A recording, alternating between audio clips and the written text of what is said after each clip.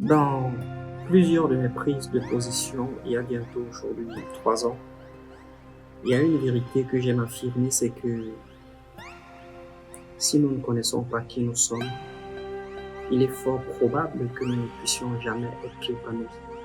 Parce que l'épanouissement de toute personne est intimement lié à la connaissance intrinsèque de cette personne-là. Or, aujourd'hui, l'expérience a montré que beaucoup de personnes ne savent pas qui elles sont. Et si elles ne savent pas qui elles sont, c'est tout à fait normal que vous les voyez, elles soient errantes, elles soient facilement manipulables et elles soient dispersées et n'ont pas un super ancrage dans de véritables valeurs qui peuvent propulser leur vie. Et aujourd'hui, dans le monde de la spiritualité, il est très important d'être positionné sur un certain fait.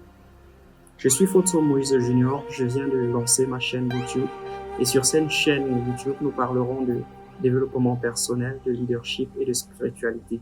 Donc, si ce sont les thématiques qui sont tes centres d'intérêt, la première des choses que tu fais, c'est que tu t'abonnes et tu actives la cloche de notification. Et dans cette vidéo, je vais partager avec toi cette vérité fondamentale que l'univers murmure et que très peu de personnes ont la possibilité d'écouter. Pourquoi ces personnes n'ont pas la possibilité d'écouter? C'est parce qu'elles sont déconnectées. Je vais donc te partager ces 7 vérités et je suis sûr que la 7e vérité est sûrement celle que tu attends ou que peut-être tu ne connaissais pas, mais qui peut radicalement changer ta vie. La première vérité que tu dois comprendre, c'est que tout est vibration. Lorsqu'on dit que tout est vibration, les gens ont tendance à ne pas comprendre de quoi il s'agit. Pourtant, c'est quelque chose d'assez fort. Est-ce que vous savez que l'univers n'a rien à foutre avec nos mots? Est-ce que vous savez que les expressions que nous utilisons au quotidien, l'univers n'en a vraiment rien à signer? Le seul langage que l'univers comprend, ce sont les vibrations et les fréquences. Pourquoi? Parce que si vous vous mettez dans un état anxieux, vous allez attirer à vous des personnes qui sont dans le même état vibratoire. Et si vous vous mettez dans un état joyeux, vous allez attirer à vous des personnes qui manifestent le même état vibratoire. Qu'est-ce que cela voudrait donc dire? C'est que si vous passez le temps à accumuler votre subconscient de pensées négatives, de pensées limitantes, vous ne croyez pas que vous pouvez le réaliser? La conséquence serait que votre subconscient ayant emmagasiné cette information, elle créera les circonstances qui feront en sorte que les personnes qui viennent à vous sont les personnes qui sont dans le même état vibratoire. Qu'est-ce qui va donc se passer? C'est que vous allez échanger vos frustrations, échanger vos différents challenges, échanger vos différentes difficultés. La conséquence, ça va donc permettre que la situation perdure et demeure. Si donc vous voulez changer votre état vibratoire, essayez de regarder aux choses qui vous font plaisir, aux choses qui vous élèvent et aux choses qui créent en vous un profond épanouissement et surtout la satisfaction d'un être connecté. Donc ne l'oublie pas, le monde est vibratoire. La deuxième vérité fondamentale que tu as besoin de savoir, c'est que le monde extérieur est un miroir. Lorsqu'on dit que le monde extérieur est un miroir, c'est qu'il reflète exactement la nature de l'être intérieur que tu es. Donc, si à l'intérieur tu es brisé, tu vas te rendre compte qu'à l'extérieur, tu vas quotidiennement être brisé. Si à l'intérieur tu es désorganisé, à l'extérieur ce sera pareil. Si à l'intérieur tu es faible, ce sera la même chose à l'extérieur. Pourquoi? Parce que le monde extérieur est juste un reflet, est juste une image ou du moins une projection de ce qui est à l'intérieur de toi. Si donc tu n'es pas content de ce que tu vois à l'extérieur, peut-être ce sont les contrats qui n'aboutissent pas, peut-être ce sont des relations qui ne sont pas stables, peut-être c'est que tu quittes de boulot en boulot sans jamais trouver le plein épanouissement, peut-être c'est que tu as des difficultés financières. Il faudrait que tu regardes à la qualité de personne que tu es à l'intérieur, c'est-à-dire la qualité de pensée que tu entretiens au quotidien, la qualité de relations que tu entretiens au quotidien, les milieux que tu fréquentes au quotidien. Tu verras que tout ceci a une influence sur ce que tu entretiens à l'intérieur de toi. Voilà pourquoi la connexion ou du moins la conséquence extérieure est semblable à cela. Mais il y a des possibilités de pallier à cela et je t'en parlerai à la fin de cette vidéo. Nous passons donc à la troisième vérité. La troisième vérité que tu as besoin donc de savoir, c'est que l'intention précède la création. L'intention précède la création. Est-ce que vous avez déjà constaté que les personnes qui réussissent tout ce qu'elles entreprennent, c'est que ces personnes agissent de manière consciente, de manière intentionnelle. C'est que ces personnes ne sont pas motivées par ce qu'on appelle un flux, le hasard ou du moins les circonstances volatiles. Non, c'est que cette personne, avant de poser un acte, elle a réfléchi, elle a pensé, elle a conçu en elle cette chose avant de pouvoir la manifester. Maintenant, beaucoup de personnes n'ont pas la capacité de s'asseoir et de penser à quelque chose. Voilà pourquoi on les manipule. Voilà pourquoi elles n'arrivent pas à construire quelque chose de consistant. Voilà pourquoi ces personnes n'arrivent vraiment pas à être épanouies et à manifester quelque chose de grand. Pourquoi? Parce qu'elles n'ont pas une certaine assise intérieure sur laquelle elles bâtissent leur vie. Ces personnes n'ont pas de vision, pas d'ambition. Elles n'ont pas une idéologie profonde sur laquelle leur vie est assise. Pourtant, pour construire quelque chose de grand, nous devons premièrement retrouver l'idéologie ou la vision sur laquelle notre projet doit être assis. Pourquoi? Parce que l'intention, elle a une certaine vibration et une certaine profondeur sur laquelle tout le monde doit construire quelque chose de pérenne. Regardez les religions, regardez les différents mouvements philosophiques, regardez même les cercles ésotériques. Tout cet ensemble a une vérité sur laquelle il est assis.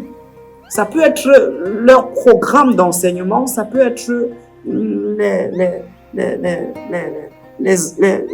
l'enseignement, oui, mais surtout ce qui fait le socle et la colonne vertébrale, ou du moins le squelette de leur idéologie. Et c'est quelque chose qu'on ne touche pas. L'intention. Pourquoi est-ce que tu fais ce que tu fais? Pourquoi est-ce que tu agis de manière telle que tu agis? Pourquoi est-ce que tu entretiens telle compagnie? Pourquoi est-ce que tu as choisi tel boulot? Pourquoi est-ce que tu as choisi tel partenaire? Pourquoi est-ce que tu décides de faire un certain nombre de choses? Quelle en est donc l'intention? Si tu travailles ton intention, tu vas te rendre compte que les résultats que tu commenceras à obtenir seront différents et tu seras fier de toi. On passe donc à la quatrième vérité. La quatrième vérité dont tu ignores et qui a un certain impact dans ta vie, c'est que ce que tu ne sais pas gouverne ta vie. J'aime toujours dire qu'il y a un fossé entre les choses que nous savons et celles que nous ne savons pas. Et si nous faisons une introspection sincère, on va se rendre compte que ce que nous ne savons pas est plus grand que ce que nous croyons savoir. En réalité, nous vivons dans une illusion. Ça veut dire que nous croyons savoir, mais nous n'avons pas la certitude de savoir. Et si même ce que tu sais aujourd'hui et que dont tu es convaincu que c'est vrai, et si en réalité tout ça était faux, y a-t-il une vérité absolue? Moi j'aime à dire qu'il n'y a ni vérité, il n'y a ni mensonge. Tout dépend de l'angle de vue ou de l'angle d'observation à travers lequel on apprécie peut-être un théorème, une théorie, une pensée, un énoncé, un concept. Parce que ce que tu peux considérer noir, c'est de ton point de vue. Moi, de mon point de vue, je le vois blanc. Si je ne me mets pas à la position à laquelle toi tu observes, je vais dire que tu es dans l'erreur parce que toi, de ton côté, tu vois le noir et moi, de mon côté, je vois le blanc. Qu'est-ce que cela voudrait donc dire? Ça veut dire que nous n'avons qu'une portion de connaissance et une portion de vérité. Et cette portion doit être totalement entretenue, totalement, parce que nous devons avoir un cerveau flexible pour nous permettre de nous ajuster au quotidien. Et c'est la difficulté que j'ai souvent lorsque j'échange avec certains croyants. Je n'ai vraiment rien contre les croyants, mais le fait qu'ils soient dans une boule de cristal ou du moins dans une boule dogmatique fait en sorte que ceux-ci ne puissent pas apprécier la connaissance à sa juste mesure. Pourquoi? Parce que la connaissance brille chaque jour d'un feu nouveau. Le monde évolue, il est dynamique, il y a de nouvelles connaissances qui effleurent le monde. Nous sommes à l'ère du Verseau. Il y a donc la possibilité d'apprendre des choses qu'on ne savait pas. Il y a la possibilité de se connecter à des choses dont on ignorait l'existence. Il y a la possibilité d'être émerveillé d'une nouvelle vie, d'une nouvelle vision de la connaissance. Et pour ça, si on n'est pas vraiment flexible, ça vaut pas la peine en fait. Ça vaut pas la peine. Donc ce que tu ne sais pas te gouverne. Et oui, qu'est-ce que vous constatez? Nous sommes beaucoup plus contraints par nos peurs que par nos certitudes. Ça veut dire on ne prend pas souvent des risques. Pourquoi? Parce qu'on n'a pas connaissance de ce qu'il y a dans l'inconnu. Et n'ayant pas connaissance de ce qu'il y a dans l'inconnu, qu'est-ce que ça fait? Ça freine nos initiatives, ça avilit notre enthousiasme, ça effrite notre motivation et ça nous cloue dans ce qu'on appelle le statu quo et l'inertie. Pourtant, c'est quelque chose qu'il faut vaincre et triompher. On passe à la 5e vérité.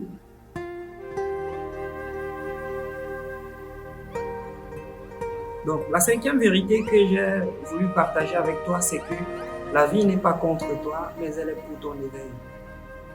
L'univers n'est pas contre toi, mais il contribue à ton éveil.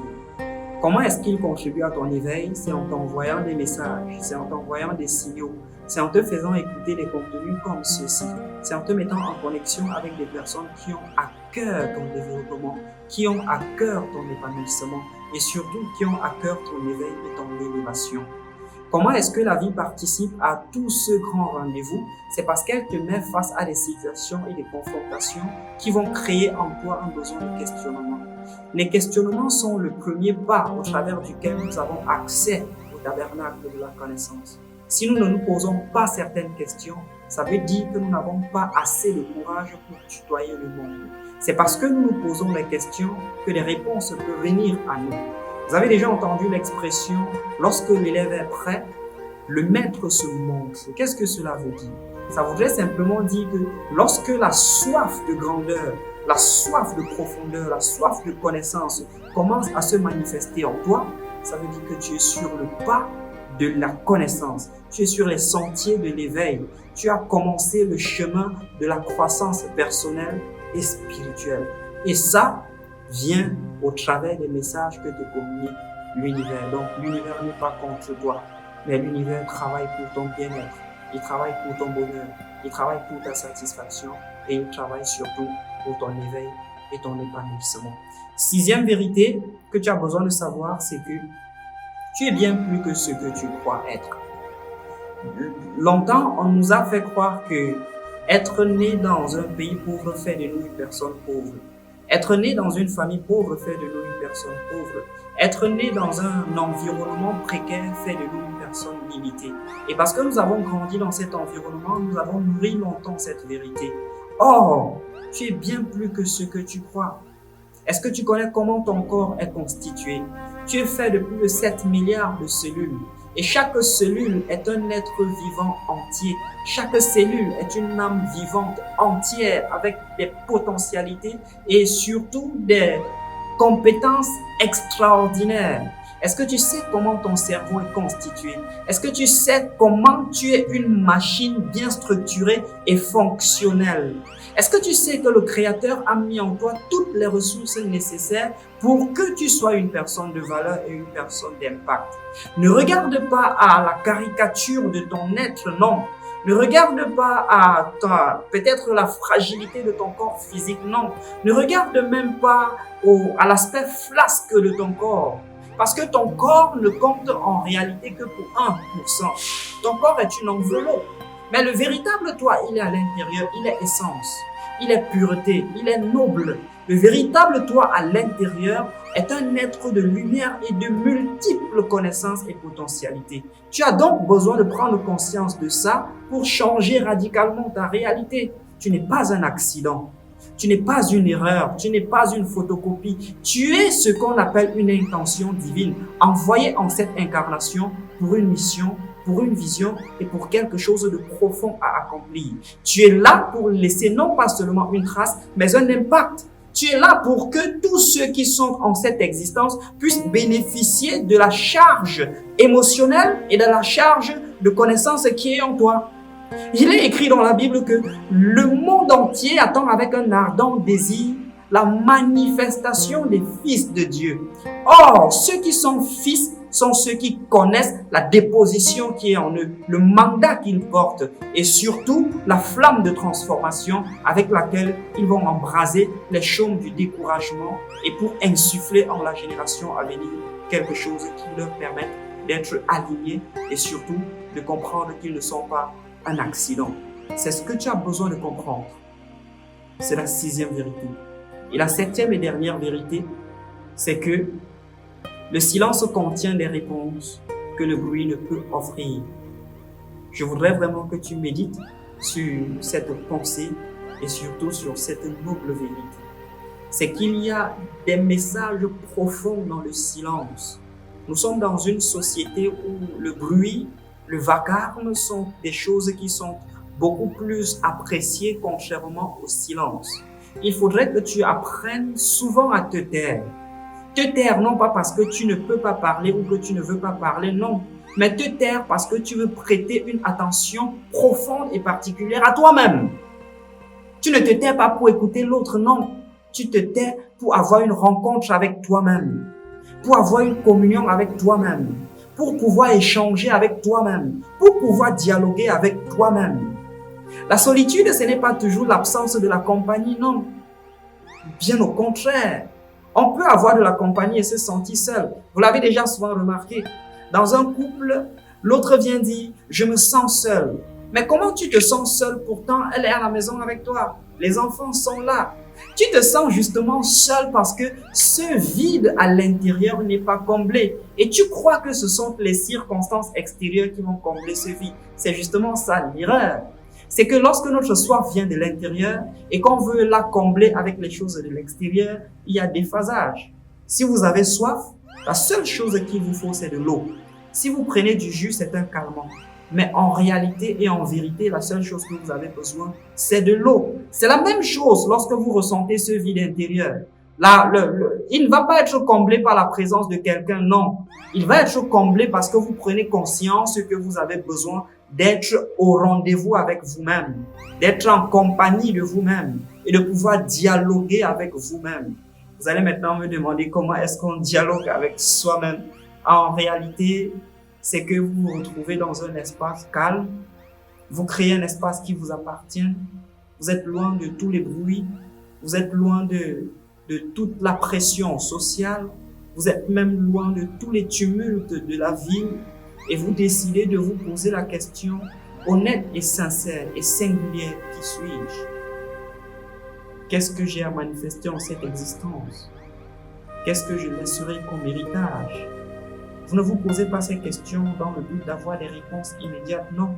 Vous vous posez ces questions justement pour que l'être divin qui est en vous commence à s'élever pour pouvoir donner un sens à votre existence. C'est pour ça que vous vous posez ces questions-là. Et elles sont fondamentales. Parce que plus tu entres en toi, plus tu accèdes à une sagesse qui dépasse l'intellect. Et ces vérités dont j'ai partagé avec toi ne se comprennent pas seulement avec la tête, mais se vivent dans le cœur. Et je sais que toi aussi tu sens le frisson d'un appel intérieur. Si tu veux cesser de subir ta vie et commencer à l'écrire avec la plume de ta volonté, si tu es prêt à prendre les rênes de ton destin et à donner à ton corps et à tes aspirations les plus profondeurs spirituelles, professionnelles, relationnelles, financières, alors tu es la bienvenue sur cette plateforme parce que c'est ce que nous partagerons tout au long de notre voyage commun. Les rêves ne se réalisent pas dans l'attente, mais dans la maîtrise. Et parfois, une simple conversation suffit à enclencher le mouvement. L'univers ne récompense pas ceux qui espèrent, mais l'univers récompense ceux qui osent, ceux qui agissent et ceux qui prennent leur vie en main. Chaque grande destinée commence par une décision de choix, par une décision silencieuse, celle de choisir, mais surtout celle de se choisir.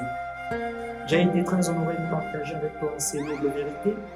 Je suis convaincu qu'elles apportent un plus à ta vie et je serai très heureux de lire en commentaire ce que tu en penses pour que nous puissions être justement dans un rendez-vous du donner et du recevoir.